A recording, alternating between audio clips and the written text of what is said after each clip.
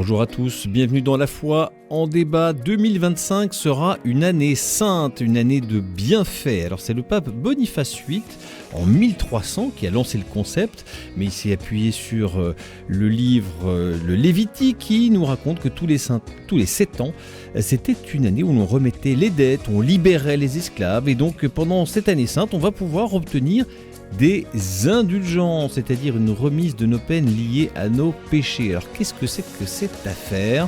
Est-ce que c'est pas une méthode de l'ancien monde ? On va en débattre. Et puis on va parler de la confirmation. C'est un petit peu la période qui s'ouvre en ce moment avec cette question. Et si désormais on faisait sa confirmation avant sa première communion ? Vous le verrez, la question n'est pas dénuée de sens à condition d'avoir compris ce que c'est que la confirmation. On va vous expliquer tout ça. Bienvenue dans La Foi en débat. La Foi en débat, Raphaël Delacroix sur RCF Anjou. Et je suis accompagné aujourd'hui par le père Antoine Meunier, vicaire à Cholet. Bonjour Raphaël. Et on l'a appris ce week-end, futur curé de Saint-Serge à Angers, et également du père Philippe Loiseau. Bonjour à vous. Bonjour à vous aussi. Bibliste reconnu qui va nous aider à replonger dans les Écritures. Alors je ne sais pas trop pourquoi vous faisiez une tête, je n'ai pas trop satisfait quand même. Je ne sais pas, ça vous plaît pas les sujets que je vous ai soumis ? Mais je trouve que les deux sujets sont très bien. Ah bah, voilà. C'était plutôt que j'étais content d'être là. Ah ben c'est super, vous voyez comme quoi le langage corporel, et il faut toujours aussi rajouter un petit peu le langage verbal, c'est mieux. Allez, on y va.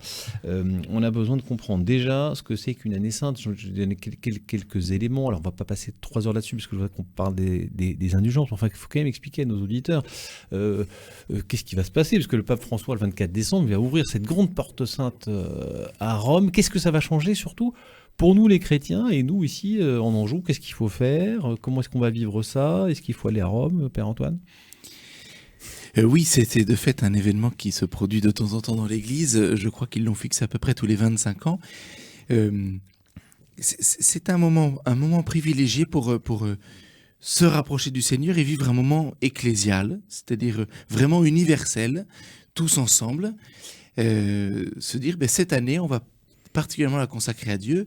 Et vous le disiez très bien, je ne sais pas trop ce que je pourrais ajouter de plus, cette ancienne pratique juive des années jubilaires, voilà, où on remettait les dettes. Oui, mais aujourd'hui, ça veut dire quoi pour nous aujourd'hui? Qu'est-ce qu'on va faire? On va remettre des dettes aussi? Eh bien oui, je crois spirituellement. Libérer des esclaves? Alors, nos esclaves, c'est nous les esclaves. Spirituellement, on peut remettre nos dettes.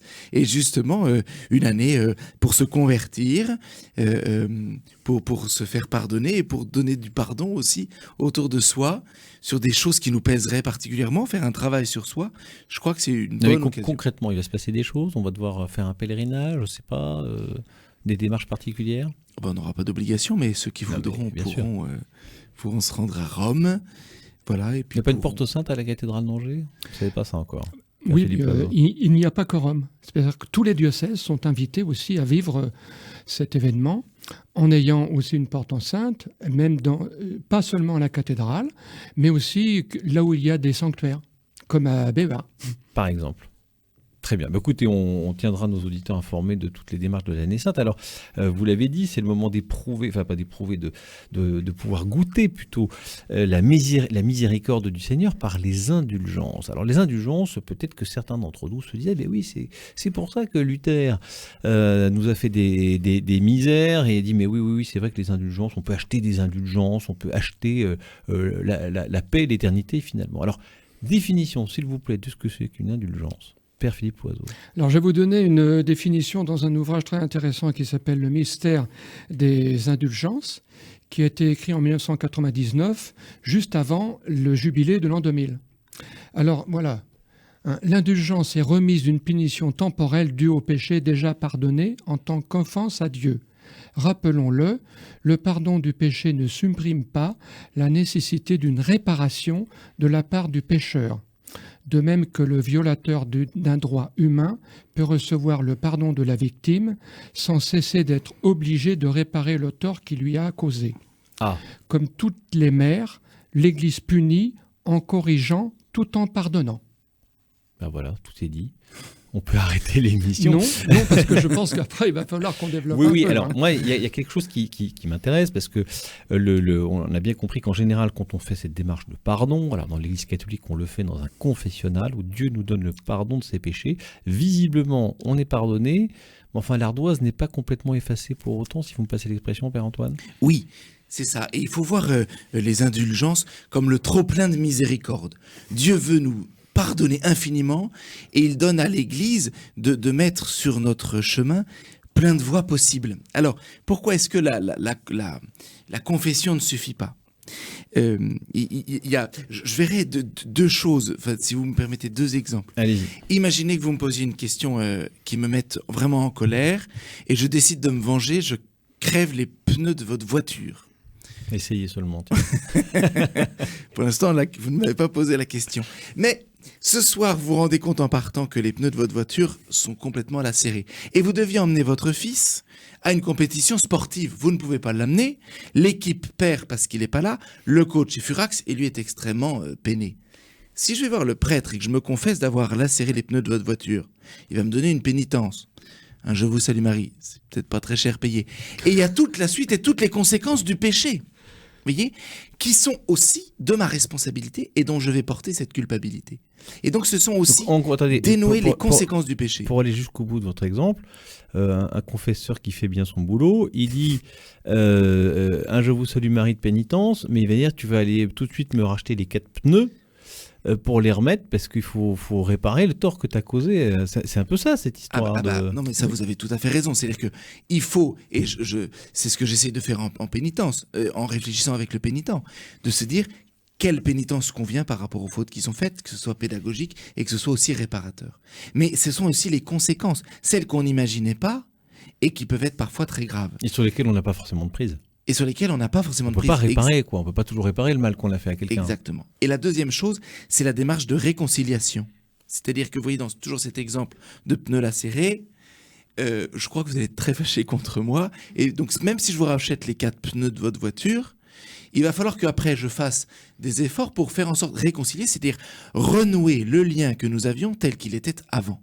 Et les couples qui se fâchent le savent très bien, il y a besoin de petits efforts et de travail sur soi. Remarquez, si c'est des pneus neufs d'une bonne marque, ça peut le faire. Père Philippe Loiseau, alors on comprend en fait assez. Finalement, c'est du bon sens. Mais alors, l'indulgence, elle fait quoi ? Elle nous exempte de cette réparation ? Voilà, alors c'est ça. C'est-à-dire que dans des circonstances particulières, l'Église, comme celle qui dispense la miséricorde divine, elle a un rôle incroyable, et donc peut dispenser de réparer. Ça me dispense d'aller racheter les pneus ? Alors oui, on peut jouer sur ces niveaux-là. Moi, je trouve que dans son exemple, le Père Antoine, il manque pas d'air. De pneus. Mais vous voyez, c'est un peu facile d'une certaine façon en disant ce jeu. Alors non. Ah oui, moi j'ai une indulgence comme ça, hop, alors, terminé. C'est plus riche que ça. Je vais vous dire encore un autre petit texte qui est très beau. En remettant à Saint Pierre et à ses successeurs les clés du royaume des cieux, le Christ leur a remis le trésor de ses mérites et des mérites des saints qui dépendent des siens. Puisant dans ce trésor de miséricorde, les papes peuvent, pour des raisons raisonnables, faire bénéficier les membres faibles, vous voyez, c'est intéressant, les membres faibles de l'Église des mérites surabondants de ses saints. Par le sacrement de réconciliation, l'Église pardonne les fautes. Par les indulgences, elle remet les dettes résultant les fautes. Résultant des fautes. Donc, vous voyez ici, c'est-à-dire que on tient compte également que dans le peuple chrétien, tout le monde n'en est pas au même niveau, je dirais, dans leur foi et dans leur vie de foi. Et il y en a un certain nombre qui se confessent régulièrement, d'autres moins, d'autres pas du tout, et pourtant ils ont le désir quand même de rester dans l'Église, mais peut-être que par leur éducation ou par différentes raisons, on est différents, eh bien, peut-être par des expériences aussi qu'ils ont pu vivre et qui ont été négatives, donc peuvent s'éloigner un temps ou du moins prendre une certaine distance. Avec les indulgences, c'est l'idée que c'est un petit peu comme pour les années saintes, enfin c'est pour ça que c'est lié souvent. On va essayer de reconstruire le peuple de Dieu.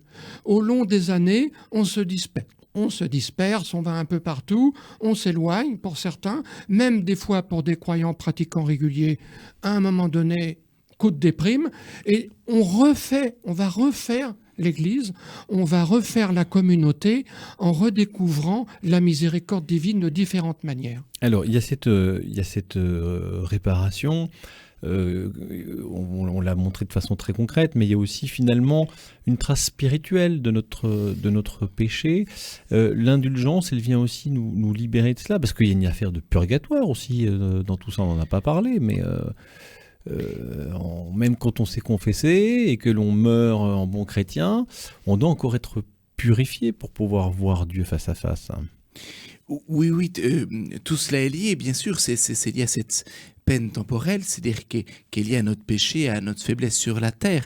N'oublions jamais que l'Église sur la terre est ce qu'on appelle l'Église pérégrinante, c'est-à-dire qu'on est en pèlerinage ici sur la terre. Et c'est-à-dire dans le pèlerinage, il y a toujours ce côté formidable parce que on voit de beaux paysages, mais il y a aussi cette introspection et cette conversion. La conversion, et c'est là-dessus que l'indulgence insiste. La conversion, c'est pas à un moment donné, à une heure donnée, puis après c'est fini. C'est un chemin, c'est un cheminement. Toute la conversion et toute la question de la miséricorde. Et j'aimerais revenir sur la question que vous posiez à Philippe en disant c'est un peu facile. De fait, il y a deux extrémismes. L'un, les très scrupuleux, qui parce qu'ils vous ont marché sur les pieds vous rachètent une paire de chaussures et qui vont venir se confesser pendant un mois toutes les semaines. Et donc dans ces cas-là, vous voyez, la pénitence, la confession et l'indulgence permet de donner un cadre. Pas trop. Voilà. Dans la mesure de notre humanité. Et puis, il y a l'effet inverse. C'est les négligents qui disent « c'est pas la peine. Dieu il pardonne tout. Je vous salue Marie, c'est bien. » Bon. Donc, là, on fait même pas de « je vous salue Marie ». Je me confesse à Dieu directement et il me dit ce que je dois faire. Vous voyez, là, il y a un peu une négligence. Et donc, quand on est critiqué par les deux axes, je crois qu'on est plutôt dans le bon rail, ni trop scrupuleux, ni trop négligent. Bon, donc cette affaire d'indulgence dont on aura en fait un peu une opportunité fantastique en 2025, pendant cette année sainte, d'obtenir cette surabondance de la miséricorde, il y a quand même des petites choses à faire pour ça, Père Philippe, il y a ce qu'on appelle il faut d'abord faire une démarche de repentir avec le sacrement du pardon, de la réconciliation, de la confession. Ça, c'est un premier point. De redécouvrir aussi que souvent, quand on a des souffrances, des épreuves terribles, on est comme tous les êtres humains, on crie, on demande à Dieu, mais pourquoi il m'arrive tout ça? Et peut-être de redécouvrir, comme Jésus le dit, quand il va à Jérusalem pour souffrir de la part des chefs des prêtres, des scribes, des anciens, et être mis à mort, et le troisième jour ressuscité, il dit, et juste après, eh bien, vous aussi, si vous voulez être mes disciples, portez votre croix. Et souvent, c'est mal compris. Porter sa croix, ça veut dire que, à la suite du Christ, on va offrir nos épreuves. Très bien. Donc, je me confesse. Oui. 2, j'offre. Eh bien oui, parce que dans la vie de tous les jours, ça, c'est pas forcément la confession. Là. Okay. Il faut prier aussi aux intentions du pape. Et offrir ces souffrances, eh bien, on peut aussi l'offrir pour soi, en vue de sa propre sanctification. Mais aussi pour les autres. Et c'est pour ça que dans les indulgences, il y a l'idée qu'on va faire appel aussi aux saints, à l'assemblée de tous les saints, au ciel, parce que eux aussi, durant leur vie et encore au ciel, ils vont offrir. Et donc, c'est à partir de toutes ces offrandes-là, de participation à la croix du Christ, comme dit Paul, je complète la croix du Christ, par mes propres souffrances. Eh bien, nous aussi, et on peut le faire pour les autres. Et oui, Donc, on montre la bénéficier finalement de ces solidarité de tous les membres bien. du corps du Christ. Il n'empêche, merci beaucoup de l'avoir rappelé et puis dans l'esprit, mais je voulais aussi vous faire dire qu'il y a une démarche très concrète en fait, mais vous allez me corriger, hein, prier aux intentions du Saint-Père, donc se confesser, vous l'avez rappelé, Père Philippe, communier, enfin participer à la messe, c'est oui, ça. Et puis il y a une démarche autour d'un sanctuaire, de franchir une porte sainte, etc. Voilà, c'est ça. Et puis aussi, hein, il y a un autre point dont on a déjà un petit peu parlé, mais il faut en parler, c'est tout le rapport à autrui. C'est-à-dire changer notre regard sur les autres.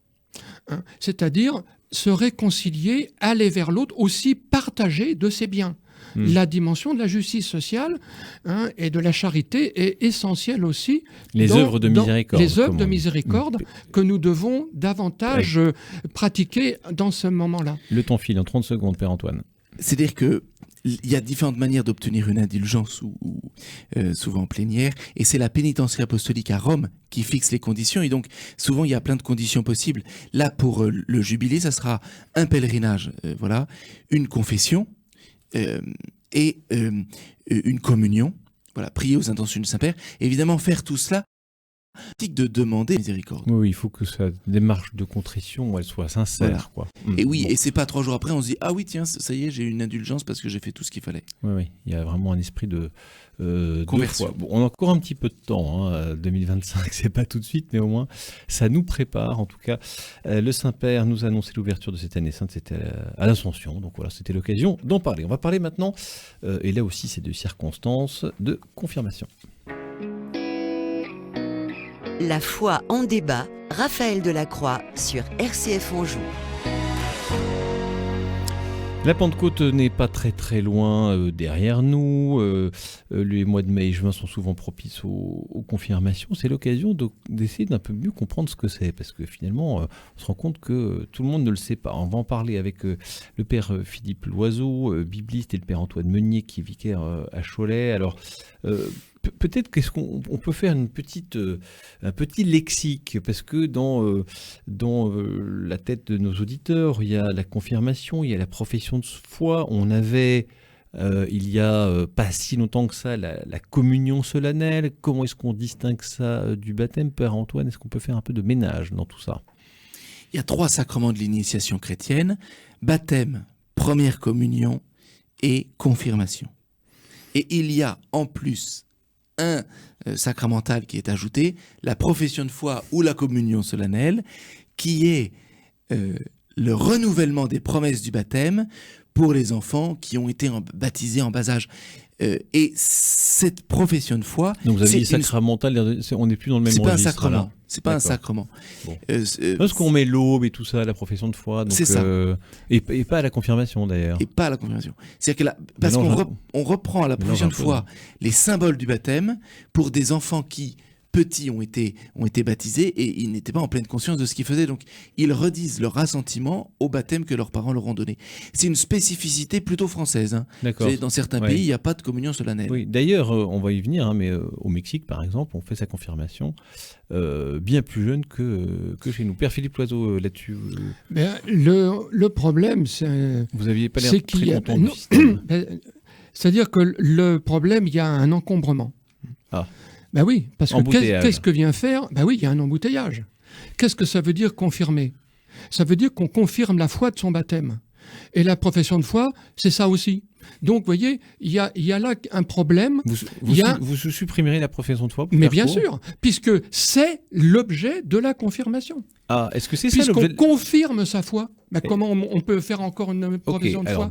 Et du coup, eh bien, comme on fait la profession de foi, on remet à plus loin dans le temps, dans les années, la confirmation. Résultat, nous sommes le seul pays catholique au monde où la plupart des baptisés ne sont pas confirmés. Normalement, pour célébrer un mariage, il faut qu'ils soient baptisés et confirmés, ce qui n'est pas le cas de la plupart. Vous voyez, il y a un embouteillage, il y a un sacrement et un sacramental qui se ressemblent, et ça vient de notre histoire française spécifiquement. Bon. Il n'y a pas tort, notre Alors, ami non, Père mais- Philippe Loiseau. Embouteillage, mélange des genres, et c'est vrai, avec l'aube pour la profession de foi, mais il n'y en a pas pour la confirmation, bon, on comprend plus rien de tout ça. Sur le constat, je suis entièrement d'accord avec Philippe. C'est-à-dire que au moment de la profession de foi, on leur dit vous allez confirmer votre foi. Au moment de la confirmation, on leur dit Vous c'est allez le la moment de professer. Voilà. Donc on est perdu. Et donc il faut entendre, je crois, la profession de foi, c'est vraiment le renouvellement des promesses du baptême. Et il y a un très beau rituel où on redit aux enfants ce qui s'est passé le jour de leur baptême et en leur demandant s'ils sont d'accord. Et la confirmation, on peut aussi l'entendre et comme la consolidation. Avec, firmer, rendre ferme, en fait, c'est une consolidation de la foi. Et je crois que... Attendez, moi je ne comprends rien du tout. Est-ce que vous pouvez me dire... Pour moi, c'est exactement pareil. La Non, attendez, confirmation... est-ce que vous pouvez me dire ce que Oui. c'est que la confirmation? Parce que C'est- est-ce que quand je reçois l'Esprit Saint au baptême, je deviens enfant de Dieu? Le péché s'efface. Est-ce que la confirmation, c'est quoi? C'est un reliquat du baptême que j'ai pas eu? C'est quoi? Alors, et je pense que ça va faire un débat avec Philippe, mais de fait, au baptême, on reçoit l'Esprit Saint en plénitude. L'Esprit Saint, il ne se donne pas en petits bouts, il se donne en plénitude. Ok. Et donc, et la confirmation, on reçoit aussi l'Esprit Saint. Alors, qu'est-ce qu'il fait? On le Est-ce que ça re-reçoit. complète? On le re-reçoit. C'est pour ça que j'insiste auprès des jeunes que je prépare la confirmation en leur disant c'est une consolidation de la foi. Et on le comprend dans un sacrement de l'initiation. C'est-à-dire on commence, la foi est balbutiante et il y a parfois besoin de répéter certaines choses, la profession de foi, et il y a parfois besoin de consolider, rendre plus solide, rendre plus ferme la confirmation. C'est pour ça que je suis assez content, moi, que la confirmation soit à 15 ans, parce que c'est l'âge où il y a beaucoup de questions sur la foi qui se posent, et c'est un moment où les jeunes ont besoin d'être affermis, consolidés. Le problème, c'est que quelques-uns seulement par rapport à l'ensemble des baptisés. C'est un très gros problème parce que, comme je le disais, la plupart de nos baptisés ne sont pas confirmés.